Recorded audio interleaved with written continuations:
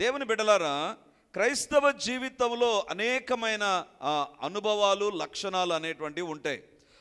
ఒక వ్యక్తి పాపము నుంచి రక్షించబడ్డం, ఒక వ్యక్తి ప్రభువును సొంత రక్షణ కలిగి ఆయన మాత్రమే ఆరాధించడం, ఆయన మాత్రమే వెంబడించడం, ఆయన కొరకు జీవించడం, ఇలా వివిధ రకాలైనటువంటి ఎక్స్పీరియన్సెస్ మన జీవితాల్లో మనం కలిగి ఉంటాం. కానీ యోహాన్ అంటున్నాడు, నాకు ఒక కోరిక ఉంది, నాకు ఒక తృష్ణ ఉంది. ఏంటిదంటే ఆయన హెచ్చవలసి ఉన్నది, నేను తగ్గవలసి ఉన్నది. He must increase, I must decrease.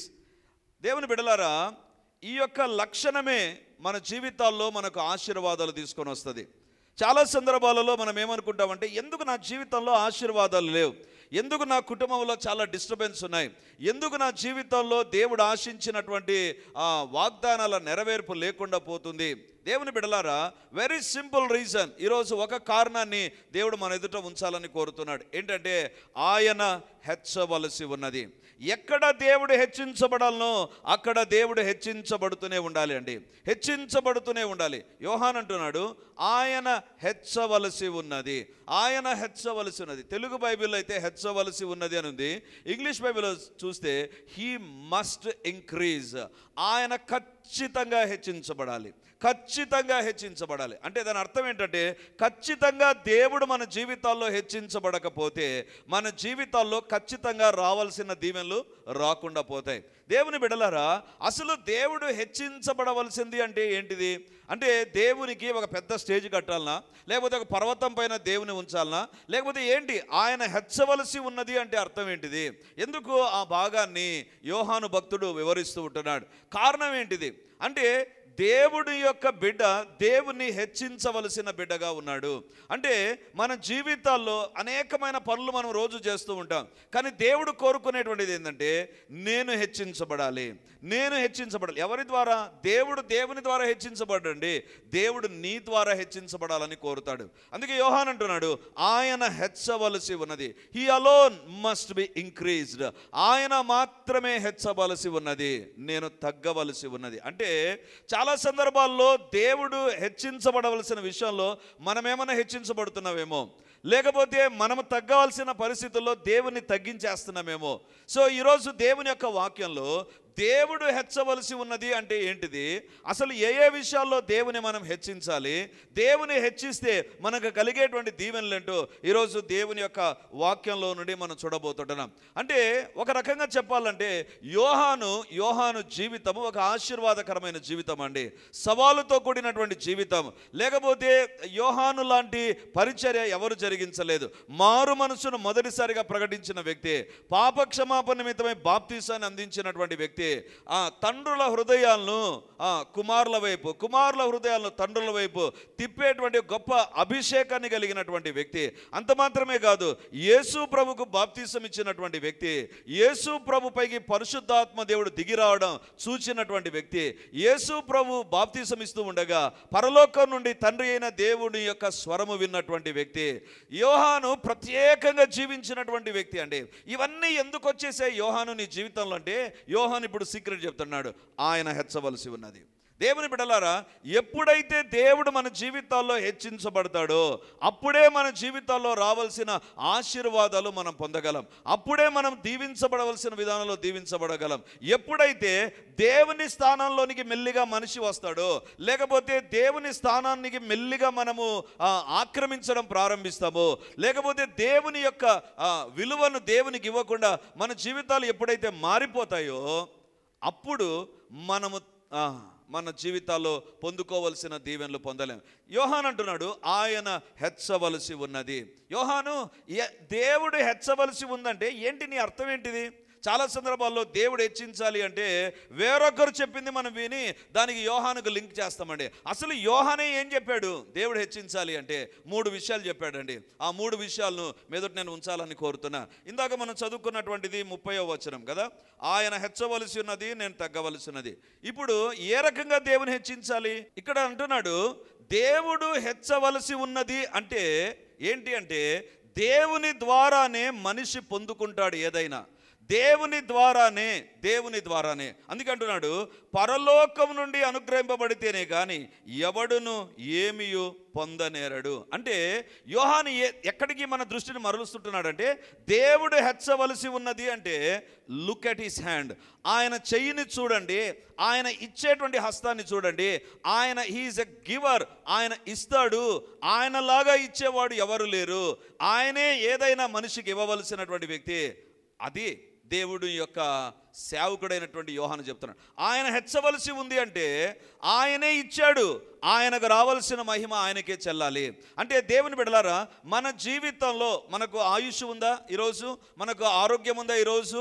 మనము మన శరీర అవయవాలన్నీ పనిచేస్తున్నాయా? మనం బ్రతికున్నామా? మన కుటుంబంతో కలిసి ఉన్నామా? మన కుటుంబంలో దేవుని యొక్క కార్యాలు జరుగుతున్నాయా? దీని వెనక ఎవరున్నారు అంటే ఇచ్చినటువంటి దేవుడు ఉన్నాడు, పరలోకం నుండి అనుగ్రహించిన దేవుడున్నాడు. యోహాన్ అంటున్నాడు, నేను ఎవరికి ఇవ్వలేను, కానీ ఇచ్చేటువంటి యేసయ్య ఉన్నాడు, ఆయన హెచ్చించబడాలి. అసలు భూలోకాన్ని సృష్టించింది ఎవరు? కలిగి ఉన్నది ఏది ఆయన లేకుండా కలగలేదు. అలాంటి దేవుడు హెచ్చించబడాలి. దేవుని బిడలారా, మన జీవితంలో మనం పొందినటువంటి ఆశీర్వాదాల విషయంలో ఎక్కడైనా ఇది నేను చేశానండి, ఇది నా కష్టం అండి, ఇది నా పిల్లలు ఇంత బాగా పెంచానండి. చాలామంది చెప్తుంటారు, నా పిల్లల్ని నేను ఎట్లా పెంచానండి. తప్పు మాట్లాడుతున్నాం. మన పిల్లలు మనం పెంచడంలో మన పిల్లలు బాగుపడడం ఉండదు. మన పిల్లలను దేవుడు దర్శిస్తేనే some times we take the credit to our self.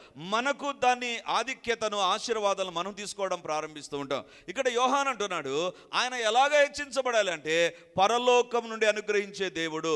భూలోకంలో ఏది ఒక వ్యక్తి జీవితంలోనికి వచ్చినా, ఒక వ్యక్తి జీవితంలోకి వచ్చినా అది దేవుడు అనుగ్రహించేదే. కానీ దేవుడు అనుగ్రహించిన దాన్ని మెల్లిగా నీ క్రెడిట్లోకి నువ్వు తీసుకోవద్దు, నీ అకౌంట్లోకి వేసుకోవద్దు. ఇది నా ద్వారా కలిగింది, నేను చేశాను, నన్ను బట్టి వచ్చింది, నేను లేకపోతే ఏంటి, నా ద్వారానే కదా దేవుడు చేశాడు. So don't take credit to your self. అప్పుడు దేవుడు హెచ్చించబడడు. దేవుని బిడ్డలారా, దేవుడు హెచ్చించబడకపోతే నీ జీవితాల్లో నువ్వు హెచ్చించుకుంటావు. ఎప్పుడైతే నువ్వు హెచ్చించుకుంటావో నువ్వు ఒక గర్విష్ఠిగా మారిపోతావు, నేను ఒక గర్విష్ఠిగా మారిపోతాను. గర్విష్ఠులకు దేవుడు ఎదురు తిరుగుతాడు. దేవుడు అహంకారులను ఎదిరిస్తాడు. దేవుని బిడ్డలారా, బైబిల్లో ఒక భాగాన్ని మీ ఎదుట నేను ఉంచాలని కోరుతున్నాను. అపోస్తుల కార్యములు 14వ అధ్యాయము 17వ వచనం చూడండి. అపోస్తుల కార్యములు 14వ అధ్యాయం 17వ వచనం. ఆయన ఆకాశము నుండి మీకు వర్షమును ఫలవంతములైన ఋతువులను దయచేయుచు ఆహారమును అనుగ్రహించుచు ఉల్లాసముతో మీ హృదయములను నింపుచు మేలు చేయుట చేత తన్ను గూర్చి సాక్ష్యము లేకుండా చేయలేదని బిగ్గరగా చెప్పిరి. చాలు. ఇక్కడ పౌలు, బర్నబా వీళ్ళిద్దరూ లుస్త్రా అనే ప్రాంతానికి వెళ్ళారండి. లుస్త్రా అనే ప్రాంతానికి వెళితే ఆ ప్రాంతంలో పౌలు చేసిన కార్యాలకు వాళ్ళు ఆశ్చర్యపడ్డారండి. ఆశ్చర్యపడి పౌలుని ఏం చేయాలని చూశారు. చూడండి 14వ అధ్యాయం 11వ వచనం.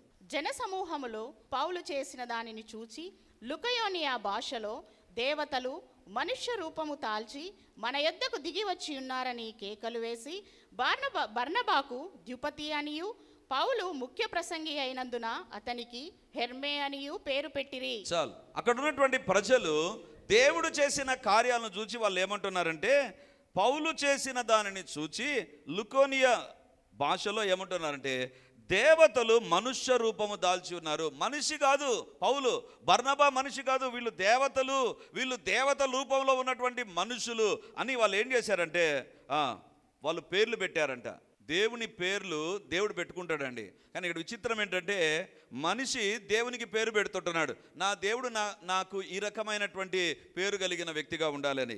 ఇక్కడ పౌలుకు పేరు పెట్టేశారు. పౌలా, నీ పేరు పౌలు కాదు, నీ ఇంతకుముందు సౌలు, కానీ ఇప్పుడు మేము కొత్త పేరు పెడుతున్నాం. ఏంటంటే నువ్వు ఇది చేసావు కాబట్టి, నీ ద్వారా జరిగింది కాబట్టి we're going to give a credit to you. మీకు మేము గుర్తింపు ఇస్తుంటున్నా, మీరు దేవతలు లాంటి వారు, మనుష్య రూపంలో ఉండేటువంటి దేవతలు. అప్పుడు పౌలు, బర్నబా ఏం చేశారు చూడండి 14వ వచనం. అపోస్తుల కార్యములు 14:14. అపోస్తులైన బర్నబాయు పౌలును ఈ సంగతి విని తమ వస్త్రములు చించుకొని సమూహములోనికి చొరబడి, అయ్యలారా, మీరెందుకు ఇలాగు చేయుచున్నారు? మేము కూడా మీ స్వభావం వంటి స్వభావం గల నరులమే.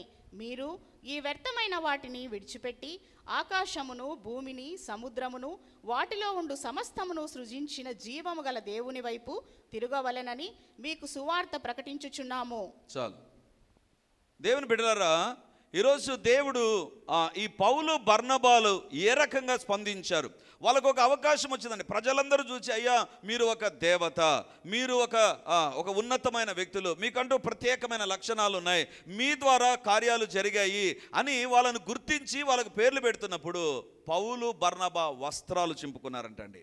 దేవుని బిడ్డలారా, నీ జీవితంలో గుర్తుంచుకో, నా జీవితంలో మనం గుర్తుంచుకోవాల్సిన విషయం ఏంటంటే, కొన్ని సందర్భాల్లో మనుషుల యొక్క పొగడ్తలు, మనుషుల యొక్క వచనాలు, మనుషుల యొక్క మాటలు, మనుషుల యొక్క లక్షణాలు ఏ రకంగా ఉంటాయంటే మన జీవితంలో మనం దేవుని స్థానంలోకి తీసుకొని వెళ్తారు. వీళ్ళు లేకపోతే లేమండి, లేకపోతే ఈ ఉద్యోగం ఈయన ఇవ్వకపోతే నా జీవితం, నా కుటుంబం ఏమైపోయేదో.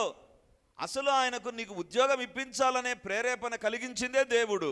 ఉద్యోగం ఇప్పించడానికి మాట్లాడినప్పుడు అధికారులతో హృదయాన్ని మార్చింది దేవుడు. కానీ దేవుని ప్రక్కన పెట్టి ఏం చేస్తామంటే we give credit to a person. ఒక వ్యక్తికి మనం గుర్తింపు ఇస్తాం. పౌలుకు బర్నబాకు అదే జరుగుతుంది. దేవుని బిడ్డలారా, ఇప్పుడు పౌలు అనుకున్నాడు, ఈ యొక్క జీవితం నాలో ఉందంటే పూర్వం దూషకుడనైనా నేను, హింసకుడనైనా నేను, నన్ను మార్చింది దేవుడే కదా, కానీ వీళ్ళేంటి నన్ను దేవతను చేస్తున్నారు, వీళ్ళేంటి నన్ను దేవుని చేస్తుంటున్నారు అని వస్త్రాలు చింపుకున్నారంట. దేవుని బిడ్డలారా, మన జీవితంలో ఎప్పుడైనా మన జీవితాల్లో మనం చేసిన మేలను గురించి ఎవరైనా మనల్ని మెచ్చుకుంటున్నారా, ఆ మెప్పు దేవునికి చెందాల్సిందే. బై మిస్టేక్ మనకు రావడానికి వీల్లేదు. వచ్చిందా, దేవుడు తగ్గించబడుతున్నాడు, మనం హెచ్చించబడుతున్నాం. పౌలు అంటున్నాడు, అయ్యా మేము మీలాంటి మనుషులమే. అందుకే 15వ వచనం అంటున్నాడు, అయ్యలారా మీరెందుకు ఇలాగూ చేయుచున్నారు, మేము కూడా మీ స్వభావం వంటి స్వభావం గల నరులమే. ఎవరంట? పౌలు సేవకుడు కాదు, పౌలు అభిషేకం నొందినవాడు కాదు. పౌలు ఏమంటున్నాడంటే, వస్త్రాలు చింపుకొని లుక్ ఎట్ us, మా శరీరాన్ని చూడండి, ఒక నరుని యొక్క శరీరం మాది, దేవుని యొక్క శరీరం కాదు మాది. మా వస్త్రాలు మేము చింపుకుంటున్నామంటే దేవుడు వస్త్రాలు చింపుకోడు కదా, మేము వస్త్రాలు చింపుకుంటున్నాం. వీఆర్ హ్యూమన్స్, మేము నరులము. దేవుని బిడ్డలారా, ఎప్పుడైనా మనం గుర్తుంచుకుందాం, ఎవరు మనము? నరులము. ఎవరంటే మన జీవితాలు మనం తెలుసుకోవాల్సిన విషయము, మనము సేవకులం కాదు, మనము రక్షించబడిన వారం కాదు. ఫస్ట్ అండ్ ఫార్మోస్ట్ మనము నరులము. దేవుని బిడ్డలారా, నరుడు నరుని స్థానంలో ఉండాలి, దేవుడు దేవుని స్థానంలో ఉండాలి. ఎప్పుడైనా మన జీవితాల్లో ఏదైనా దేవుడు మన ద్వారా జరిగించాడా, ఒక కుటుంబంలో కానీ, ఒక వ్యక్తిలో కానీ, ఒక ఊరిలో కానీ, లేకపోతే ఏదైనా జరిగించాడా, దేవుని నువ్వు హెచ్చించాలి తప్ప నిన్ను హెచ్చించే మనుషులు కొంతమంది ఉంటారు, నిన్ను పొగడేటువంటి మనుషులు కొంతమంది ఉంటారు. దేవుని బిడ్డలారా, మనిషి యొక్క మాటలు ఎలాంటివి తెలుసా? హోసన్నా అని ఆదివారం కేకలేశారు యేసు ప్రభువుని చూచి, శుక్రవారం అవుతున్నగానే చంపివేయడని కేకలేశారు. మనిషి తనకు నచ్చినప్పుడు ఎంత పైకైనా తీసుకుపోతాడు, నచ్చనప్పుడు ఎంత కిందికైనా తీసుకొని వస్తాడు. అందుకే దేవుని యొక్క వాక్యం చెప్తుంది, హెచ్చించబడవద్దు, హెచ్చించబడాల్సింది ఎవరు? దేవుడే. తన్ను తాను హెచ్చించుకున్నవాడు తగ్గించబడును. దేవుని బిడ్డలారా, ఈరోజు దేవుడు మనతో మాట్లాడుతుంటున్నాడు. మన జీవితాలను మనం పరీక్షించుకుందాం. పౌలు బర్నబా అంటారు, మేము నరులమే. ఎప్పుడు దేవుని సన్నిధానానికి వచ్చినా, ఎప్పుడు పరిచర్లో మనం వాడబడుతున్నా, ఎప్పుడు మనం దేవుని యొక్క సేవ మన ద్వారా, మన కుటుంబం ద్వారా జరుగుతూ ఉన్నా, ఏదైనా గుర్తుంచుకోండి, it is only because of God. దేవుని ద్వారా మాత్రమే. అందుకే ఏదైనా మన జీవితాల్లో జరిగిందా, ఏదైనా మనల్ని బట్టి కలిగిందా, మనం చెప్పాల్సిన స్టేట్మెంట్ ఏంటి తెలుసా? లూకా సువార్త 17వ అధ్యాయం 10వ వచనాన్ని చదువుకుందాం. మన జీవితంలో, మన కుటుంబంలో ఏదైనా దేవుడు చేశాడా? దేన్ని బట్టైనా మన జీవితాల్లో మనం ఆశీర్వదించబడుతున్నామా? మన నోట రావాల్సిన మాట ఇదే. లూకా సువార్త 17వ అధ్యాయం 10వ వచనం. అటువలే మీరును మీకు ఆజ్ఞాపింపబడినవన్నీ చేసిన తరువాత, మేము నిష్ప్రయోజకులమైన దాసులము, మేము చేయవలసినవే చేసి ఉన్నామని చెప్పుడనెను. ఏదైనా మన ద్వారా జరిగిందా, మనం ఏం చెప్పాలంట? నిష్ప్రయోజకులమైన దాసులం. అంటే ఏదైనా జరిగింది అంటున్నాడు. జరిగింది అంటే ప్రయోజనమే కదండి. ఏదైనా జరిగితే అది ప్రయోజనమే. కానీ దేవుని యొక్క వాక్యంలో దేవుడు అంటున్నాడు, మీరేమని చెప్పాలి తెలుసా? నిష్ప్రయోజకులమైన దాసులం. ఇప్పుడు నేను వాక్యం చెప్తున్నాను అనుకోండి, వాక్యం చెప్తుంటే నేను వాక్యాన్ని బోధిస్తున్నాను కాబట్టి నన్ను బోధకుడని మీరు అనవచ్చు. కానీ నేను వాక్యం చెప్పిన తర్వాత ఏమని చెప్పాలి తెలుసా? నిష్ప్రయోజకమైన దాసుని అని చెప్పాలి. అంటే ఇంతవరకు మీకు వాక్యాన్ని అందించారు కదా, ప్రయోజనమే కదా. దేవుని బిడ్డలారా, 99% నేను తిరిగి నా సందేశాన్ని నేను ఖచ్చితంగా వింటానండి. ఖచ్చితంగా వింటాను. నేను 100 ఏదో ఒక సందర్భంలో మిస్ అయిపోతాను. మిస్ అయిపోయినటువంటి సందర్భం కాక 99%లో ఆ సందేశం విన్నప్పుడు నేనేనా ప్రభా ఇది మాట్లాడింది? నాకేనా ఈ తలంపులు వచ్చేసాయి? నాకేనా ఈ ఫ్లో వచ్చింది? నేను మాట్లాడితే ఈ రకంగా మాట్లాడగలనా ప్రభా? నాకే ఆశ్చర్యం వేస్తుంది. వెంటనే జ్ఞాపకం వస్తుంది, నిష్ప్రయోజకమైన దాసుని వాడుకున్నావు ప్రభా. నాకు తెలుసు నా కెపాసిటీ ఏంటో, నాకు తెలుసు నా కెపాసిటీ ఏంటో. ఎప్పుడైనా ఎవరైనా ఫోన్లో మాట్లాడుతున్నప్పుడు వాళ్ళు అంటారు, బ్రదర్ మీరు చెప్పేది మాకు అర్థం కాలేదు. చాలా సందర్భాల్లో మనం కూడా చెప్పింటాం. అప్పుడు నాకు అనిపిస్తుంది, నేను చెప్పింది నీకు అర్థం కాదు. స్టేజ్ పైన చెప్తే అందరికీ అర్థమవుతుంది, ఫోన్లో ఒక సెంటెన్స్ చెప్తే అర్థం కదా, ఏంటిది అని అనిపిస్తుంది. అంటే అప్పుడు అర్థమైంది నాకు, ఒక సెంటెన్స్ నేను చెప్పినా కూడా అర్థం కాదు, దట్ ఈస్ మై కెపాసిటీ. కానీ వాక్యం చెప్పినప్పుడు అర్థమై ప్రజలు ప్రభుని అంగీకరిస్తుంటున్నారే. ఎక్కడ ఉండాలి నేను? నిష్ప్రయోజకమైన దాసుని. I should not get any credit to my self. నాకు ఎలాంటి గుర్తింపు రావడానికి వీల్లేదు. యేసుప్రభు అంటున్నాడు, మీరు చేయవలసినవి ఎప్పుడు చేసినా, మీ ద్వారా ఏదైనా జరిగినా నిష్ప్రయోజకులమైన దాసులమని ఒప్పుకోనండి. వాక్యాన్ని వింటున్నటువంటి దేవుని బిడలారా, పౌలు బర్నబా అదే చేశారు. దేవా, మమ్మల్ని సేవకునిగా చేసింది మీరే కదా, మాకు ఆ కృపనిచ్చింది మీరే కదా, అధికారం ఇచ్చింది మీరే కదా, వాడుకున్నది మీరే కదా. అసలు మా నోట మీ మాటలు వచ్చాయంటే, నోరు పలికిందంటే, నోటిని సరిగా ఉపయోగించగలిగామంటే నీ ప్రభావాన్ని బట్టే కదా ప్రభువా. ఏది ఏమైనా మేము నరులమే. దేవుని బిడలారా, నీ జీవితంలో నువ్వు తెలుసుకోవాల్సింది ఏంటంటే, నీవు దేవుని స్థానంలోనికి రావడానికి వీలు లేదు. నేను దేవుని స్థానంలోనికి రావడానికి వీలు లేదు. కారణం ఏంటంటే, ఆయన మాత్రమే హెచ్చించబడాలి. ఏదైనా గుర్తింపు వచ్చిందా, దేవునికే రావాలి. ఏదైనా పేరు ప్రఖ్యాతులు వచ్చాయా, దేవునికే రావాలి. అందుకే యోహాన్ అంటున్నాడు, ఒకవేళ బాప్తీసు అనుభవం నాతోనే ప్రారంభమైందా, మానవ చరిత్రలో రక్షణ అనేటువంటిది నాతోనే ప్రారంభమైందా, లేకపోతే నా ద్వారానే ప్రజలు ఎవరైనా బాప్తీసం గుండా వెళ్ళారా? యాజకులు అందరూ బాప్తీసం పొందారు కదా, ఒకవేళ నా ద్వారానే జరిగిండవచ్చు. కానీ ఆయన హెచ్చవలసి ఉన్నది. మన జీవితంలో మనం తెలుసుకోవాల్సిన విషయం ఏంటంటే, పౌలు బర్నబాలాగా మనం చెప్పాలి, మేము నరులమే. We are humans. అసలు హ్యూమన్ అంటే అర్థం ఏంటో తెలుసా? హ్యూమన్ అంటే అర్థము, హ్యూమన్ అంటే హ్యూమస్లో నుంచి వచ్చాడు. హ్యూమస్ అంటే ఏంటంటే మన్ను అని. నరుడు అంటే ఏంటి తెలుసా? నరుడు ఈజ్ ఈక్వల్ టు మన్ను. అందుకే చూడండి, మన శరీరములో పైన ఉండేటువంటి వస్త్రాలు సమాధిలోకి వెళ్ళాయనుకో, అవి తొందరగా మట్టిలో శరీరం మట్టిలో కలిసిపోతుంది. హ్యూమన్ అంటే అర్థం ఏంటి తెలుసా? ఆ పదం ఎందుకు పెట్టారో తెలుసా? హ్యూమస్ అంటే మన్ను అని అర్థం. మనిషి అంటే ఎవరు తెలుసా? నరుడు అంటే ఎవరు తెలుసా? వీఆర్ ఈక్వల్ టు శాండ్ లేదా మన్ను, ఏదైనా చెప్పండి మీరు. అంటే భూమిలో కలిసిపోయేటువంటి ఒక పదార్థం మనం, అంతే. We're not something special. దేవుని బిడ్డలారా, అందుకే యేసు ప్రభు ఎవరు తెలుసా? ఆయన శరీరం కుళ్ళుపట్టలేదు, ఆయన శరీరం చెడిపోలేదు, ఆయన శరీరం గాయపరచబడింది కానీ మన్నులో కలిసిపోలేదు. ఎందుకు తెలుసా? ఆయన దేవుడు కాబట్టి. హల్లెలూయా, హల్లెలూయా. మనం ఎవరమంటే నరులమే. యోహాన్ అంటున్నాడు, అసలు ఈ కాంటెక్స్ట్ ఏంటి తెలుసా? యేసు ప్రభు కూడా ఒక స్థలంలో బాప్తిసం ఇస్తూ ఉంటే, యేసు ప్రభు దగ్గరికి జనాలు పొలోమని వచ్చేసారు. పొలోమని వస్తే యోహాను శిష్యుడు చూసి, అరే ఏంటి యేసు ప్రభు దగ్గరికి కూడా వస్తున్నారే, యోహాను మా గురువుకు పోటీగా తయారైపోయారే అనుకొని ఏం చేశారంటే యోహానుకు వచ్చి చెప్పారు. యోహానుకు వచ్చి చెప్తే అప్పుడు యోహాన్ అంటున్నాడు, అసలు అనుగ్రహించబడేది ఏంటి? పరలోకము నుండి. ఒక వ్యక్తి జీవితంలో శారీరకమైన ఆశీర్వాదాలైనా, లోక సంబంధమైన ఆశీర్వాదాలైనా, ఆత్మ సంబంధమైన ఆశీర్వాదాలైనా ఎక్కడి నుంచి వస్తాయంటే పరలోకం నుంచే. అందుకే ఇప్పుడు చదువుదాం, అపోస్తుల కార్యములు 14వ అధ్యాయం 17వ వచనం. అపోస్తులైన బర్నబాయు పౌలును ఈ సంగతి విని తమ వస్త్రములు చించుకొని సమూహములోనికి చొరబడి, అయ్యలారా, మీరెందుకు ఇలాగు చేయుచున్నారు? మేము కూడా మీ స్వభావము వంటి స్వభావము గల నరులమే. మీరు ఈ వ్యర్థమైన వాటిని 17 కూడా చదవండి అక్క, 17 చదవండి. అయినను ఆయన ఆకాశము నుండి మీకు వర్షమును ఫలవంతములైన ఋతువులను దయచేయుచు ఆహారమును అనుగ్రహించుచు ఉల్లాసముతో మీ హృదయములను నింపుచు మేలు చేయుట చేత తన్ను గూర్చి సాక్ష్యము లేకుండా చేయలేదని బిగ్గరగా చెప్పిరి. సాక్ష్యము లేకుండా చేయలేదని బిగ్గరగా చెప్పాను అంటే దేవునికి ఒక సాక్ష్యం ఉందంట. అసలు దేవుడు అని చెప్పడానికి ఒక సాక్ష్యం ఉందంట. ఏంటి ఆ సాక్ష్యం తెలుసా? ఆకాశం నుండి వర్షం. ఆకాశం నుండి వర్షం పడుతుందా? అది దేవుని బట్టే కలుగుతుంది. ఈ మధ్య కాలంలో దుబాయ్లో వర్షం బీభత్సంగా పడింది. దుబాయ్ మునిగిపోతుందేమో అనుకున్నారు. ఎందుకంటే వర్షం పడేటువంటి కాలంలో వాళ్ళు ఏం చేశారంటే ఆర్టిఫిషియల్ రైనింగ్ అనేటువంటి దాన్ని తీసుకొని వచ్చారు. వాళ్ళు చేసినటువంటి ఆ తప్పుడు పనికి దుబాయే మునిగిపోయేటువంటి పరిస్థితి వచ్చింది. వర్షం ఎవరు ఇవ్వాలి తెలుసా?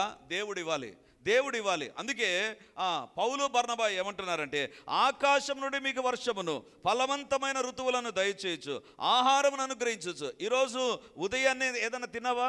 మధ్యాహ్నం తిన్నావా? వచ్చేటప్పుడు కూడా తిన్నావా? పోయిన తర్వాత తింటావా? మధ్యరాత్రి తింటావా? నీ ఆహారం వెనక ఎవరున్నారు తెలుసా? దేవుడున్నాడు, దేవుడున్నాడు. నీ జీవితంలో నీ ప్లేట్లోనికి ఒక ఆహారం వచ్చి అది నీ ప్లేట్లోంచి నీ నోట్లోకి పోయిందా? దేవుడు ఉన్నాడు, దేవుడు ఉన్నాడు. ఆ దేవుని స్థానం దేవునికే ఇవ్వాలి. చాలామంది అంటారు, ఎందుకు బ్రదర్ అన్నం తినేటప్పుడు ప్రార్థన? ఎందుకు తెలుసా? అన్నం తినడానికి ఒక వ్యక్తికి పర్మిషన్ దేవుడు ఇవ్వాలి. ప్రసంగి గ్రంథంలో ఉంటుంది. ఆహారం పుచ్చుకొనుటకు దేవుడు ఒక వ్యక్తికి పర్మిషన్ ఇవ్వాలి. ఈరోజు నువ్వు ఏదైనా తిన్నావు, తాగావు అంటే God gave permission to you. దేవుని బిడ్డలారా, చాలామంది మనం చూస్తుంటాం, క్యారియర్ తీసుకొని ఆఫీస్లోనికి వెళ్తారు. ఆఫీస్లోకి వెళ్ళక ముందే మార్గ మధ్యంలో వాళ్ళు చనిపోతారు. వాళ్ళు అనుకున్నారు మధ్యాహ్నం తినాలి, మధ్యాహ్నం అందరితో కూర్చొని తినాలి. బట్ సాడ్ థింగ్, వాళ్ళు తినలేకపోయారు. కానీ నీకు నాకు తినేటువంటి అవకాశం ఇచ్చాడు. దేవుని బిడ్డలారా, దేవుని స్థానాన్ని దేవునికి మనం ఇవ్వాలి. ఆయన హెచ్చించబడాలి. పౌలు బర్నబా అంటున్నారు, మనము నరులమే, మన ద్వారా మనం ఏది సాధించుకోలే, దేవుడు మనకిచ్చాడు, దేవుడు మనకిచ్చాడు. దేవుని బిడ్డలారా, దేవుని స్థానాన్ని ఏమైనా మనం తీసుకుంటున్నామా? నేను కొన్నానండి, మా అబ్బాయికి నేను కొనిచ్చాను. అఫ్ కోర్స్ కొనిచ్చింది నువ్వే. కొనివ్వడానికి నీకు అవసరమైన వాటన్నిటిని సమకూర్చింది ఎవరు? దేవునికి మనం వందనాలు చెల్లించాలి. దేవునికి చాలా సందర్భాల్లో నేను చెప్పాను, when I open a shelf, మా ఇంట్లో ఒక షెల్ఫ్ ఓపెన్ చేసిన తర్వాత నా వస్త్రాలు చూసిన తర్వాత ఆ వస్త్రాలను బట్టి దేవునికి వందనాలు చెల్లిస్తాను. ప్రభువా, ఇన్ని వస్త్రాలు నాకు ఇచ్చావు, అసలు ఈ వస్త్రం నాకు కావాలి అనేటువంటి తలంపు నాకు రాకముందే ఎవరో ఒక వ్యక్తి తయారు చేయడాన్ని బట్టి నేను పొందుకోగలిగాను. You gave the idea to that person. నాకు అవసరమైంది ఏదో ఇంకొక వ్యక్తికి తలంపునిచ్చి తీసుకొని నాకు అందుబాటులోనికి వచ్చారు. ప్రభా, it is all because of you. దేవుడు హెచ్చించబడాలి, దేవుడు హెచ్చించబడాలి. దేవుని బిడ్డలారా, ఈరోజు మన చేతులతో మన వస్త్రాలు వేసుకున్నామా? అది దేవుని యొక్క కృప. ఒకరోజు ఉదయాన్నే నేను కాలేజ్కి, ఆ రోజు పనిచేసే దినాల్లో, సేవలోనికి సంపూర్ణ సేవలోనికి రాకముందు కాలేజీలో పనిచేసే దినాల్లో నేను కాలేజ్కి వెళ్ళిపోయిన ఒక 15 నిమిషాలకు నాకు ఫోన్ వచ్చింది మా నాన్న దగ్గర నుంచి. త్వరగా ఇంటికి వచ్చేసాను, మాటలు క్లారిటీ లేదు, త్వరగా ఈ ఇంటికి వచ్చే ఇట్లా మాట్లాడుతున్నాడు. ఏమైంది? అప్పుడు అంటున్నాడు, నా చేతిని తీసుకొని నా బటన్ పెట్టుకోవాలంటే నా చేత కావడం లేదు, ఏదో నాకు జరుగుతుంది, ఇంటికి వచ్చేసే అన్నాడు. ఏమంట? చేతిని తీసుకొని బటన్ షర్టుకు పెట్టుకోవడానికి మా నాన్న కష్టమైపోయింది. ఈరోజు నీ చేతితో నీ పనులు చేసుకుంటున్నావు, నీ వస్త్రాలను ధరించగలిగావు అంటే దాని వెనక ఎవరున్నారు? దేవుడు. వీఆర్ హ్యూమన్స్, మనము నరులమే.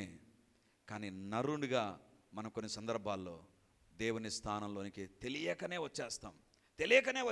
నేను చేశానండి, నా ద్వారా జరిగిందండి, నేను లేకపోతే, నేను కొనిచ్చానండి, నేను ఇచ్చానండి.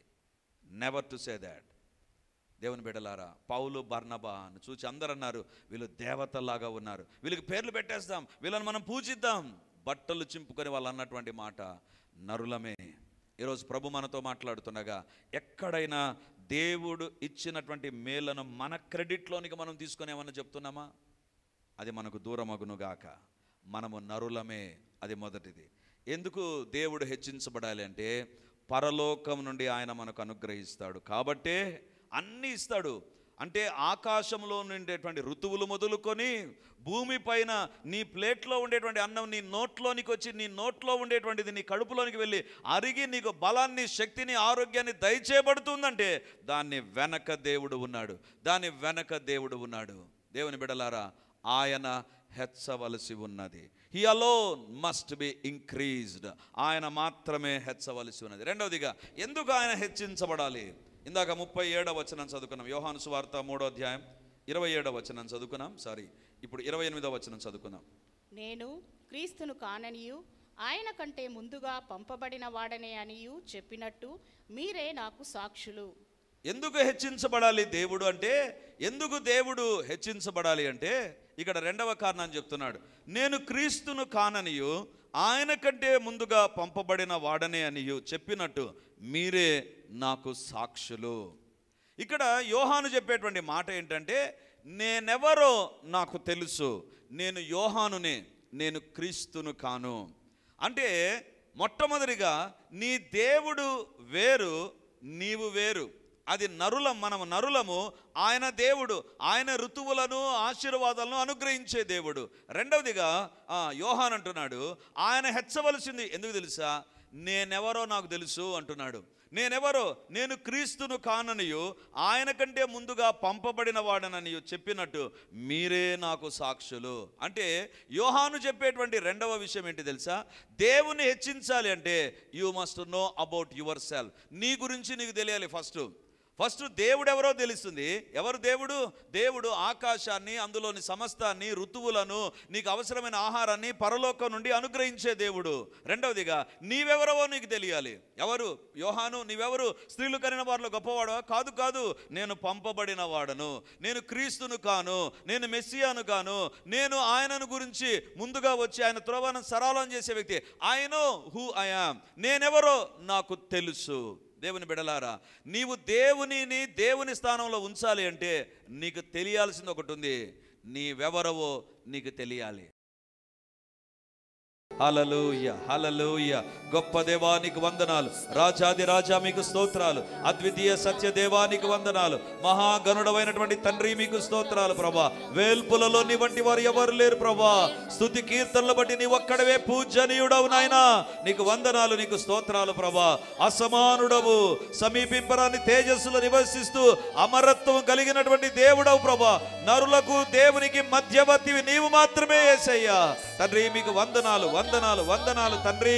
మీకు ఇవ్వవలసిన ఘనత, మీకు ఇవ్వవలసిన హెచ్చింపు, మీకు ఇవ్వవలసిన గుర్తింపు, మీకు రావలసిన మహిమను ఎక్కడైనా మేము దొంగిలించి ఉంటే తన నిమిత్త మాత్రులమని ఒప్పుకొనక, తను ఎక్కడైనా we have taken credit to ourselves, మాకు మేమే గుర్తింపు తెచ్చుకునేటువంటి వ్యక్తులుగా మారిపోయి ఉంటే యేసయ్యా నీ శిలువ రక్తం మమ్మల్ని కడుగును గాక.